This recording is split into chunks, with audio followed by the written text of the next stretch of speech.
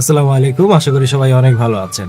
আজকে আমরা দেখব নিকোশ যে ফন্টটা রয়েছে সেই ফন্টটা আপনি আপনার পিসিতে কিভাবে ইনস্টল করবেন এবং নিকোশ ফন্ট দিয়ে কিভাবে টাইপ করতে হয়। আমরা জানি অফিস আদালতে তো আর এই ফন্টটা ইউজ করা যায় না, সেখানে সুতনি এমজির বিকল্প হিসেবে অনেকে নিকোশ ফন্টটা ইউজ করে, কারণ ইউনিকোডে নিকোশ দিয়ে টাইপ করা যায়, যেটা দেখতে অনেকটা সুতনি এমজির মতো। ঠিক আছে, তো আমি প্রথমে আপনাদের দেখাবো কিভাবে ফন্টটা ডাউনলোড করতে হবে।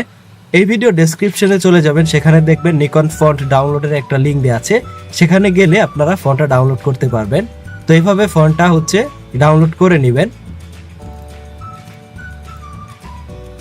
তো এইরকম একটা জিপ ফাইল আপনারা পেয়ে যাবেন। এরপর এটাকে রাইট ক্লিক করে আমরা এক্সট্রাক্ট করে নিচ্ছি, 7 জিপ দিয়ে এক্সট্রাক্ট করে নিচ্ছি। আপনি ইচ্ছা করলে উইন্ডার দিয়েও এখান থেকে এক্সট্রাক্ট করতে পারেন, কোনো সমস্যা নাই, একই কথা।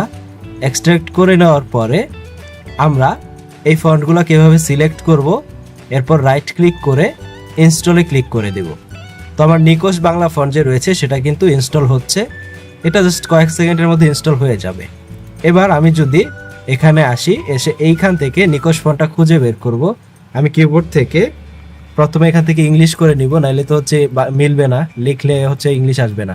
তো এখানে জাস্ট নিকোশটা লিখে দিব, এই যে নিকোশ চলে আসছে, এন্টার দিলাম। এখন আমি এখানে ইউনিকোডটা নিব, বা অল্টার কন্ট্রোল ভি প্রেস করে ইউনিকোডটা এনে জাস্ট আমি আপনাদের লিখে দেখাচ্ছি, পার্থক্যটা আপনারা নিজেরাই বুঝতে পারবেন।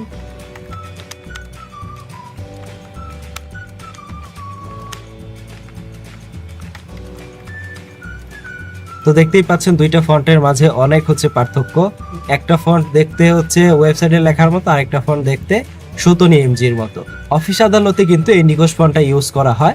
আবার আপনি চাইলে কালপুরুষ যে ফন্টটা রয়েছে সেটাও ইউজ করতে পারেন, সেটাও কিন্তু অনেকটা নিকোশ ফন্টের মতো। দেখতেই পাচ্ছেন দুইটা প্রায় সিমিলার। অফিসিয়ালি আমরা নিকোশ ব্যবহার করতে পারি, কালপুরুষ ব্যবহার করতে পারি এবং সুতনি এমজি ব্যবহার করতে পারি। ভিডিওটা উপকারে আসলে লাইক এবং শেয়ার করতে ভুলবেন না, এবং সাবস্ক্রাইব করে রাখতে হবে এরকম ভিডিও পাওয়ার জন্য।